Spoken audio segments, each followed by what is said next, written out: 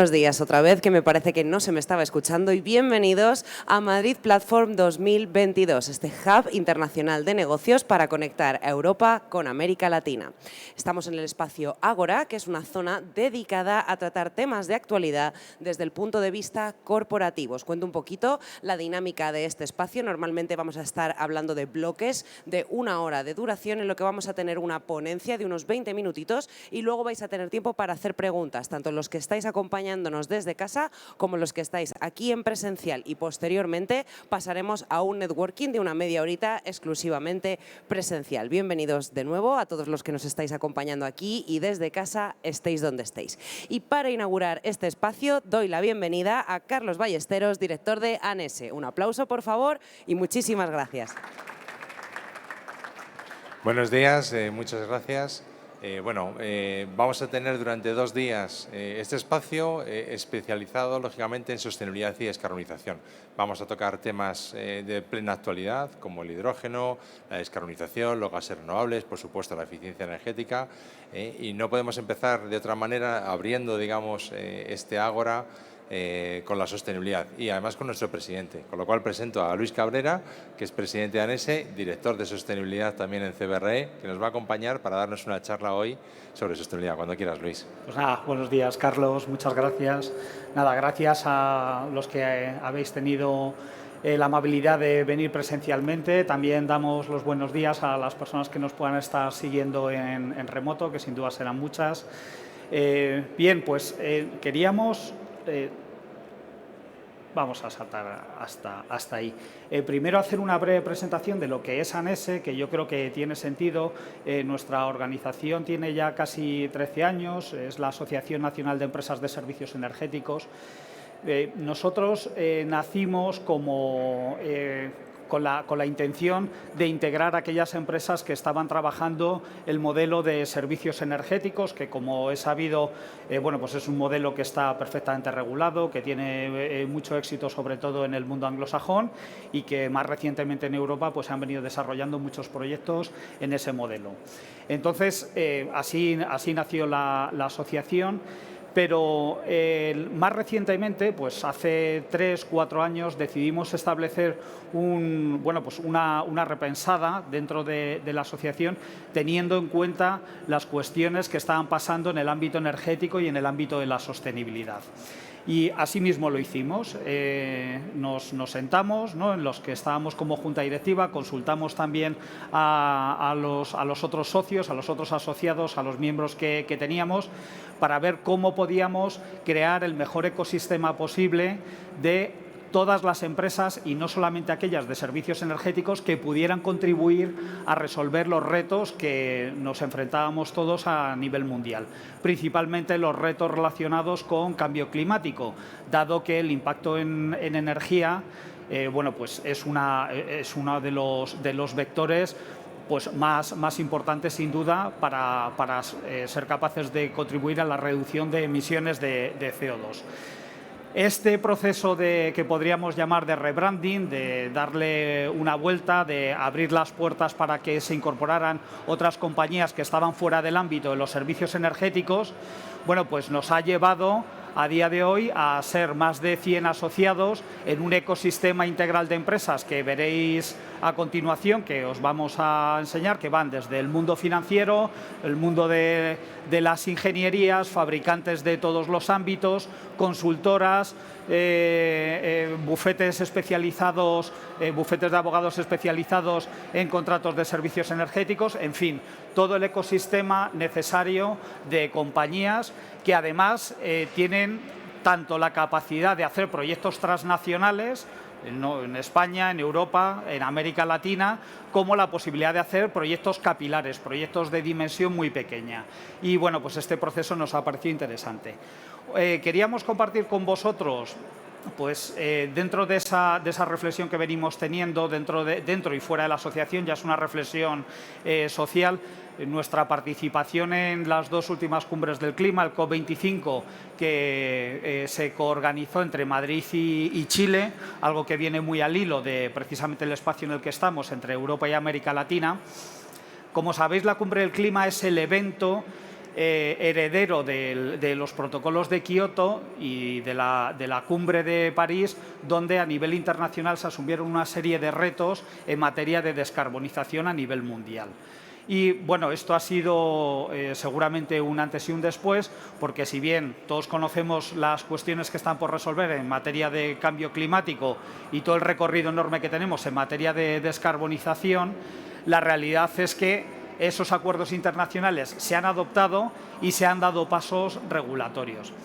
Os traemos las dos fotos de la cumbre del 19, en el 2020 no se celebró, y del 2021, que fue en Glasgow, que tuve la suerte de participar, porque ahí hemos percibido ya una diferencia que nos impacta a todos y que impacta desde luego al sector, ¿no? y que mencionaré un poco más adelante, que es que en el COP25 vimos cómo el sector financiero, que hablamos de ministros de Economía, presidentes de las principales entidades financieras, no solamente de España, sino de Europa y algunas a nivel mundial, iban del brazo de todo el estamento científico que eran quienes lideraban la cumbre del clima, dejando claro que el mundo financiero había decidido que iba a apoyar, ¿no? O que por fin se creía las evidencias científicas en materia de cambio climático. Esto a nosotros nos generó igualmente una reflexión dentro de la asociación, porque dijimos, si el mundo financiero ya ve que y se cree y hace suyas las evidencias sobre el cambio climático, claramente deberá haber un cambio social. En la reciente cumbre de Glasgow de este año pasado, de noviembre, la principal diferencia respecto al COP25 fue que ese mundo financiero, los mismos interlocutores, ya hablaban con mucha propiedad de cuáles eran las cuestiones que producían cambio climático o cuáles eran los principales emisores. Hablaban de CO2, hablaban de metano, etcétera, ¿no? Y hablaban con muchísima propiedad. Esto en la sociedad lo estamos percibiendo en cuanto a que todo lo que es lucha contra cambio climático, todos los proyectos energéticos de eficiencia energética, energías renovables, que es al final el núcleo de las cuestiones que abordamos desde ANESE en sus distintos modelos, se han convertido en centrales y bueno, pues es una apuesta clara. Dentro hay unas cifras que podéis ver, disculpad que está en inglés, pero bueno, están extraídas directamente de Naciones Unidas. Bueno, fijaros que de todos los países a nivel mundial, los 100 últimos, digamos, contribuyentes a las emisiones de CO2 emiten solamente el 3%, que es esa franjita verde. Y, sin embargo, 3 grandes regiones o 3 grandes países, considerando la Unión Europea como una única región, son contribuyentes en prácticamente la mitad de las emisiones de CO2, ¿no? Y los 10 primeros emisores son responsables de casi el 70% de las emisiones de CO2. Esto, lógicamente, nos hace ver clarísimamente las cuestiones que se van a abordar dentro de la Unión Europea, que al final es el contexto en el que nosotros nos movemos, pero que hay otros países que vienen a la cola. Y esto es interesante porque la Unión Europea ha decidido liderar esto a nivel mundial. Es decir, los acuerdos y las directivas europeas y los compromisos que se han adquirido dentro de la Unión Europea bajan de manera vertical a cada uno de los países miembros. En este sentido, podemos considerar que el cambio climático o todo lo que hay alrededor de la lucha contra cambio climático, que fijaros la importancia de esto, que a nosotros, a las empresas que tradicionalmente venimos trabajando desde hace 20, 30 años, incluso algunas compañías más, y que venimos hablando al mercado en términos de kilovatios hora y en términos de ahorro de costes, más recientemente hemos traducido todo nuestro idioma y toda nuestra jerga a emisiones de CO2.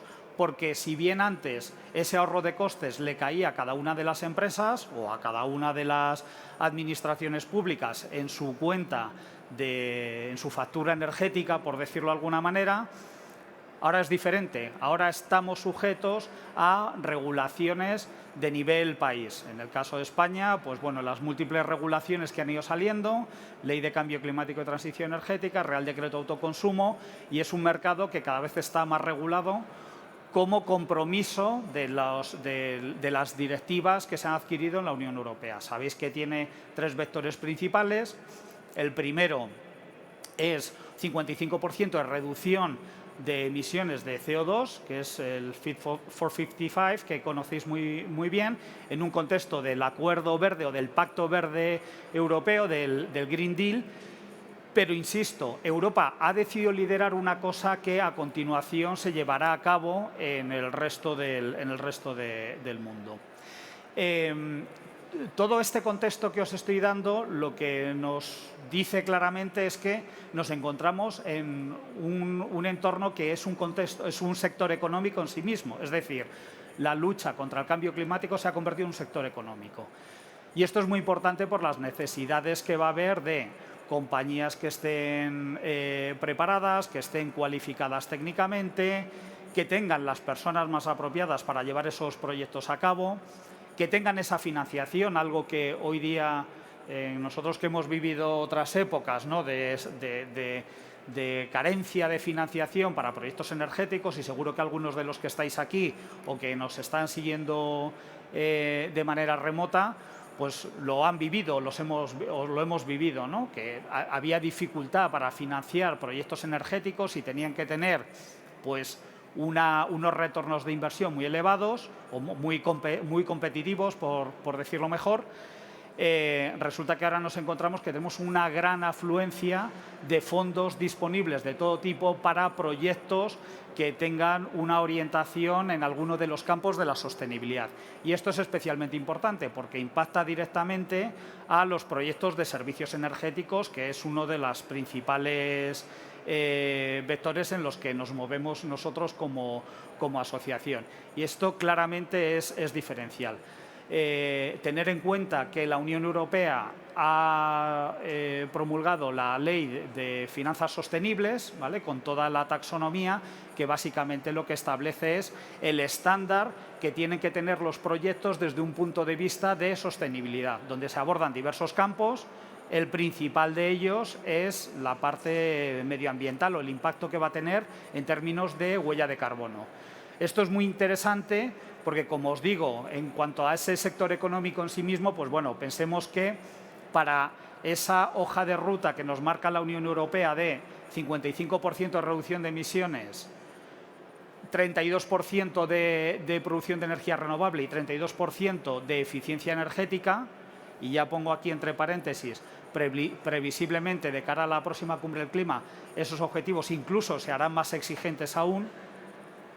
Pues en ese contexto nos movemos en una agenda de los próximos 10 años, porque esos son los objetivos que ha marcado la Unión Europea para el 2030, sabiendo que en el 2050 dentro de la Unión Europea seremos neutrales en emisiones de CO2. Nosotros estamos percibiendo, no solamente como asociación, sino a nivel corporativo, yo mismo, otros miembros de la asociación que están en la Junta Directiva, etcétera, como a nivel internacional, desde fuera de la Unión Europea, nos consultan cuáles son las prácticas que estamos haciendo. En este sentido, estamos dando soporte a algunos países de América Latina precisamente para ir indicando cuál es la hoja de ruta que nosotros, que tenemos una agenda tan sumamente exigente dentro de la Unión Europea, la podemos exportar esas buenas prácticas a otros países. Como os digo, esta agenda que tenemos, que ya el periodo se va cortando porque estamos casi, no voy a decir agotando el 2022, pero bueno, de cara a los negocios nos quedan 3 meses o 4 meses, no mucho más. Pues fijaros, tenemos estos deberes puestos para el 2030, ¿no? Quiere decir que tenemos 7 años, 8 años por delante. Naciones Unidas estima que eso va a suponer una inversión de 90 trillion, ¿vale? 90.000 billones, ¿no?, de euros. Es muy importante una cuestión que además la comentó Al Gore en la cumbre, en el COP25 aquí en Madrid, que decía que los técnicos ya decía, los técnicos ya habéis hecho vuestro trabajo, o sea, las soluciones técnicas están.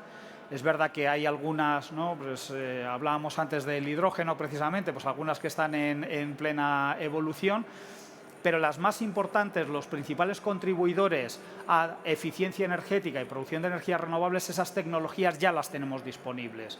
Y no solamente las tenemos disponibles, sino que el retorno de inversión que tiene implantarlas, pues es más que competitivo. O sea, nos movemos en horquillas que van desde los 2 años hasta pues los 7, 8 y como mucho 9, 10 años, ¿no? Entonces son retornos de inversión aceptables.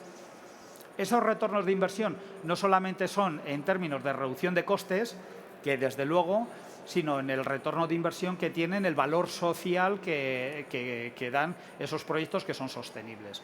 De ahí esa taxonomía que nos ha marcado la Unión Europea para que cualquier proyecto lo estudiemos desde distintos prismas.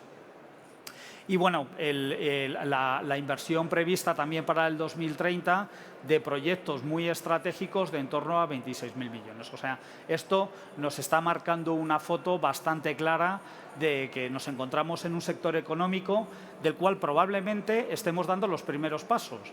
Pero también podemos decir como noticia positiva que nos hemos preparado. Es decir, en España en particular hay compañías muy solventes que son referencia a nivel internacional en materia de energías renovables, de eficiencia energética, de generación de infraestructuras. Entonces, bueno, pues esas capacidades, esas competencias están. Tenemos el dinero, empezamos a tener la regulación, lo que nos queda fundamentalmente es ponernos en marcha.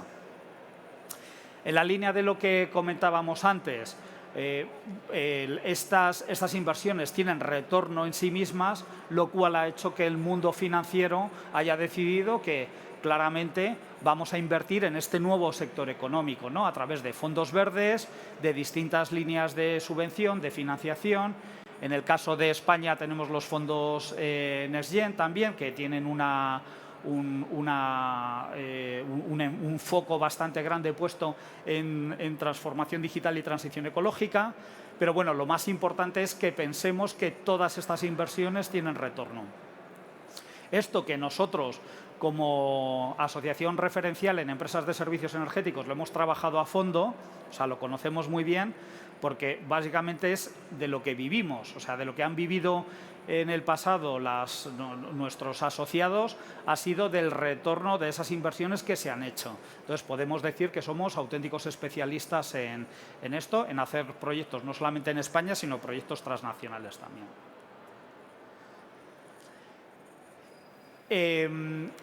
Cuando hablamos de emisiones de CO2, y ya nos dirigimos al final de esta presentación y abiertos a cualquier consulta, pregunta o experiencia que queréis compartir, es importante sacar una foto de cuáles son las emisiones de CO2, porque van a ser, digamos, que el guión de las cuestiones que vamos a tener que abordar los próximos 10 años. Deberíamos estar abordándolas ya, pero nos encontramos en una fase muy inicial. En esta fase inicial en la que nos encontramos es la de medir las emisiones de CO2 que tienen tanto las compañías como, lo hablamos muchas veces, ¿no?, cuando nos sentamos con la administración pública.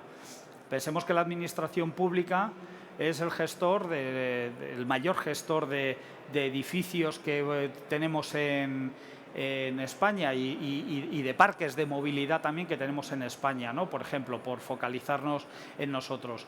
Bien, pues nos encontramos todavía en la fase en la que estamos midiendo esas emisiones precisamente. Como sabéis muy bien, tenemos principalmente el alcance 1 y el alcance 2 de esas emisiones. La fuente de este gráfico es el protocolo de gases de efecto invernadero, que probablemente conocéis. Y sin embargo, donde nos vamos a encontrar los próximos, iba a decir años, pero yo diría los próximos meses, es en ser capaces de medir la huella de carbono asociada a toda la cadena de valor, tanto de compañías como de un ayuntamiento o de una comunidad autónoma o de un colegio o de un hospital. No es solamente la huella de carbono asociada al origen de la energía que tú estás consumiendo, no es solamente la que tú tengas en tu propia flota, sino que donde vas a tener el mayor reto es en entender en toda tu cadena de valor y en toda tu cadena de suministro, tanto lo que hay aguas arriba como lo que hay aguas abajo, entender cuál es tu impacto en términos de emisiones de CO2, ¿no? Desde la mensajería que te llega a la empresa en que vienen, el papel que compras, si haces una inversión, si tu empresa hace una inversión, la tipología de esa inversión, si estás gestionando un alquiler de un edificio, a quién se lo alquilas, cómo se gestiona esa energía, cómo se gestiona ese CO2, etcétera. Bueno, pues en este sentido, y ya para ir terminando, nosotros, la asociación, como os decimos, pues somos más de 100 asociados. Veis el enorme ecosistema que hemos conseguido crear de compañías de todo tipo, de todo perfil en materia de sostenibilidad al final, porque como podéis ver ahí hay empresas que se salen de lo que serían las empresas de servicios energéticos, ¿no? Tenemos entidades financieras, consultores especializados en movilidad, fabricantes, consultoras de todo tipo, compañías que se dedican, que su principal valor es la implantación, empresas muy capilares que son casi regionales, grandes empresas transnacionales que tienen un alcance prácticamente en cualquier sitio del mundo podrían hacer un proyecto, en fin, consultoras estratégicas, consultoras de nicho. Tenemos un ecosistema absolutamente integral que afortunadamente pues nos está creciendo sólidamente. Nuestra intención es hacer crecer la asociación por lo menos hasta los 150 asociados y bueno, pues aprovechar para invitaros a que os unáis precisamente a este ecosistema donde tenemos estas estrategias que estamos compartiendo con vosotros. Pues no sé si hay alguna pregunta o algún comentario.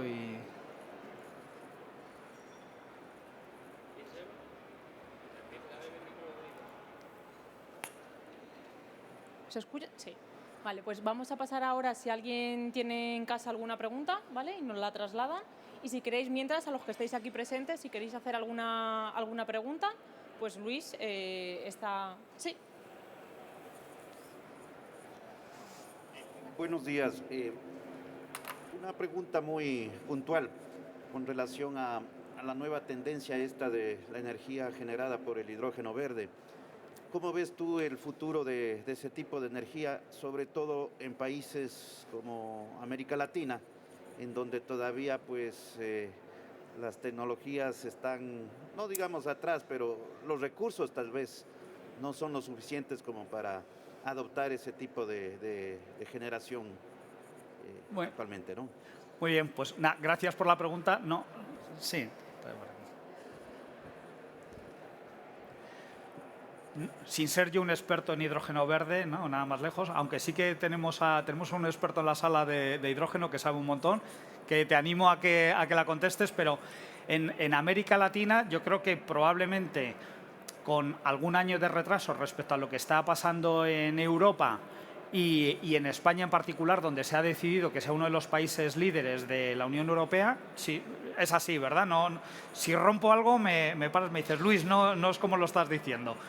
Que para entendernos, ¿no? La generación de hidrógeno pues es un alto demandante energético, ¿no? Porque no es fácil romper esa molécula de agua. Esa energía la conseguimos, ¿no? Pues a través de fuentes renovables, porque si no, no tendría sentido, claro, ¿no? Eso, o sea, es conseguir ese hidrógeno a través de fuentes renovables y, como comentábamos antes, pues la dedicación principal con la que por lo menos en España se está trabajando, y ahora especulamos sobre cómo puede funcionar esto en América Latina, básicamente es el transporte pesado, ¿no? Pues esas inversiones grandes que se necesitan, desde luego no son las más apropiadas para vehículos pequeños.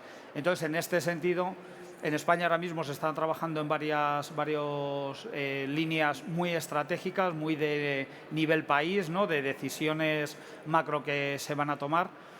Y sin conocer cómo está la situación en América Latina en materia de hidrógeno verde, pero no me cabe duda que esa transferencia de conocimiento se acabará por hacer, igual que ha pasado en muchas otras tecnologías. Por ejemplo, yo recuerdo España, que ha sido, y parece que va a retomar ese papel otra vez, una potencia en materia de energía fotovoltaica, ¿no? Tanto y también de eólica, ¿no? De eólica marina,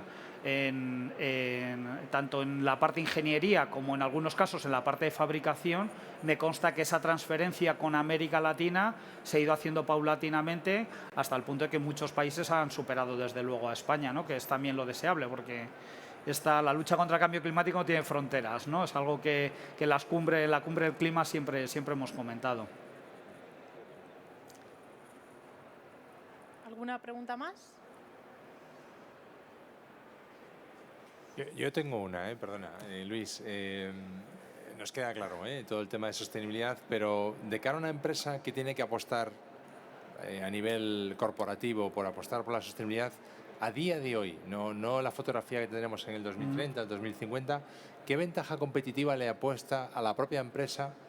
Sería apostar directamente por sostenibilidad. ¿Qué ventajas tiene una empresa que decide a día de hoy que no está en su core, lógicamente, ni tan siquiera ni responsabilidad social corporativa, que no tiene, digamos, esa imagen, apostar por sostenibilidad? O sea, ¿qué ventaja tiene?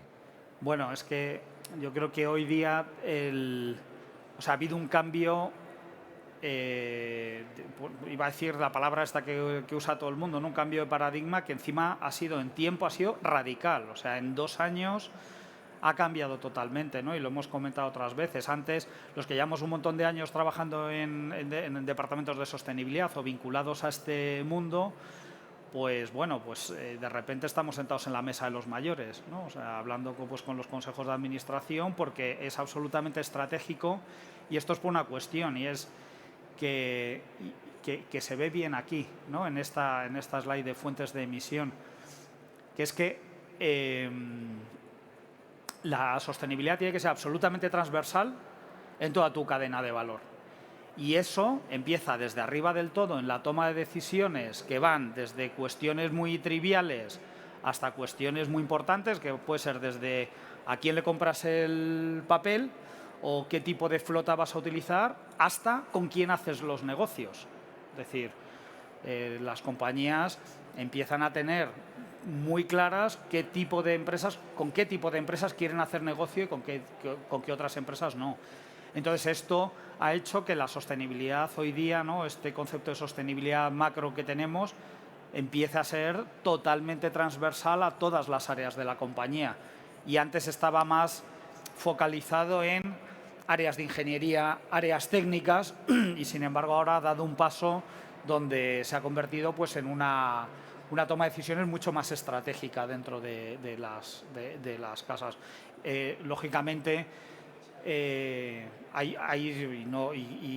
merece la pena decirlo, ¿no? Yo creo que hay un impacto en materia de reputación también, ¿no? O sea, ¿qué haces y qué vas a contar que haces, ¿no? Y que haya consistencia entre las dos cosas. Entonces lo tienes que tener incorporado en toda tu cadena de valor.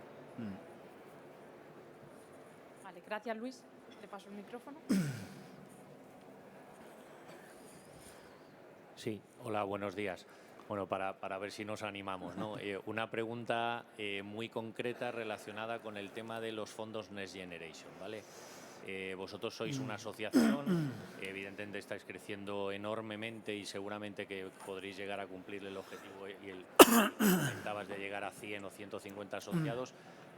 Viendo un poco la experiencia y el planteamiento de vuestros asociados, ¿en qué tipo de proyectos están invirtiendo esos famosos fondos Next Generation? Porque lo comentabas antes al principio que lógicamente Europa nos lo da para hacer esa transición. Tema digital, tema de sostenibilidad. ¿Realmente las empresas lo están entendiendo como tal desde vuestra experiencia y vuestra visión con ellos directamente? ¿Están haciendo esas inversiones para realmente hacer esa transición o nos vamos a encontrar, como no queremos vernos, ¿no? Dentro de unos años, después de haber pasado ese dinero que nos va a dar Europa, pues otra vez, como siempre en España, ¿no? Al final de la cola y sin subirnos al tren? Pues bueno, en la experiencia que tenemos, que por lo menos la que tengo yo a nivel particular, casi más corporativa, que luego la de la asociación tú puedes comentar, Carlos, puedes complementarla, son proyectos muy de la mano de IDAE, ¿no? Que como sabemos IDAE es el brazo armado del Ministerio de Transición Ecológica, ¿no? Que maneja esos fondos y que ha multiplicado su presupuesto por 10, por decirlo de alguna manera. Fondos muy relacionados con rehabilitación energética como tal, ¿no? Y eso incluye todo, ¿no? Pues rehabilitación energética de edificios. El propósito tiene todo el sentido. Es verdad que en un par de casos que conozco muy de cerca, pues el proceso no es nada fácil, ¿no? O sea, tenemos ese cuello de botella que ha hecho que a lo mejor el cuello de botella es un poco más ancho, pero como la parte ancha del embudo es muchísimo más grande, el cuello de botella se ha hecho más ancho, pero ni de cerca. Probablemente los problemas es más complejo de gestionar ahora, ¿no? Entonces, bueno, yo me imagino que ahí la propia administración pública estará dando internamente sus pasos porque ellos mismos tienen sus indicadores y si les entran 100 y son capaces de dar 2, pues esto es algo que bueno, lo deseable. Nosotros donde nos sentamos con esos interlocutores les ponemos de manifiesto los problemas de los asociados, eso está claro, ¿no? También iniciativas a través de IDAE del Plan MOVES, ¿no? De los proyectos que van más allá de renovación de flotas, ¿no? Más de generación de infraestructuras y que por lo que sabemos están funcionando bien. Pero hay muchos fondos, o sea, yo estoy hablando de una fracción que es bastante pequeña, ¿no? Luego están todos esos proyectos estratégicos y macro, que no sé si Carlos quieres comentar alguna cosa por complementarlo. No, por complementar un poco nada más, podemos decir que los NextGen vienen a cubrir un poco y ahora todas las necesidades, ¿no? Que tiene el sector energético, ¿no? Y además estratégicamente bien diseñados. Lo que pasa es que las empresas de servicios energéticos nacen en un contexto, el que comentaba muy bien Luis antes, en el cual hay una movilización del sector privado, ¿no? Y esto es clave, ¿no? Hablamos siempre de una colaboración público-privada que existe en el génesis de una S, pero que en realidad, en el contexto en el que tenemos, no lo saca a relucir, podríamos decir, ¿no? Entonces, las S en el génesis sí, porque corremos el riesgo técnico y económico de las soluciones que vamos diseñando, ¿vale? Y ahí el pilar inicial fue la eficiencia energética, pero como muy bien comentaba hoy Luis, hablamos de descarbonización, hablamos de sostenibilidad, hablamos, bueno, de movilidad, de todo lo que aquello que el sector esté demandando, ¿no? Lo cubre, digamos.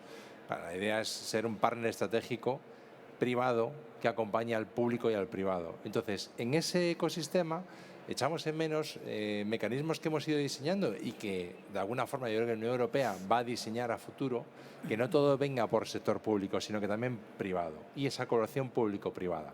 Desde la asociación estamos haciendo temas, por ejemplo aquí mismo con el Ayuntamiento de Madrid, pero independientemente de eso, echamos en falta estos mecanismos que en el pasado hemos habilitado. Por ejemplo, el típico contrato de administración pública de 5 Ps, el contrato mixto. Bueno, pues es una inversión privada en un entorno público, ¿no? Ese tipo de mecanismos no lo vemos ahora en el NextGen. Fenomenal. La idea es, ¿no? Pues con el hidrógeno, con el coche, es decir, ese primer empuje que tiene que hacer la administración de facilitar. Pero luego el ecosistema, alrededor tenemos que ser capaces de diseñarlo y movilizarlo, ¿no?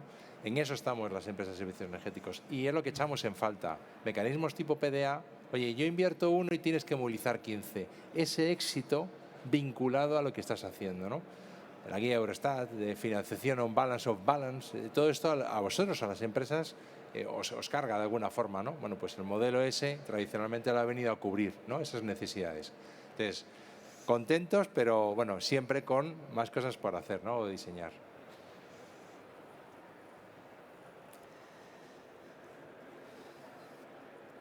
No sé si tiene alguien más aquí una pregunta, si no vamos a dar paso para que traigan el catering, tomáis un café, habléis entre vosotros, esperamos si hay alguna pregunta en casa pues la contestamos, ¿vale? Pero les doy paso, ¿vale?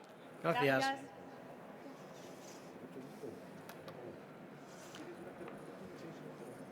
Y gracias Luis por la presentación, un aplauso. No.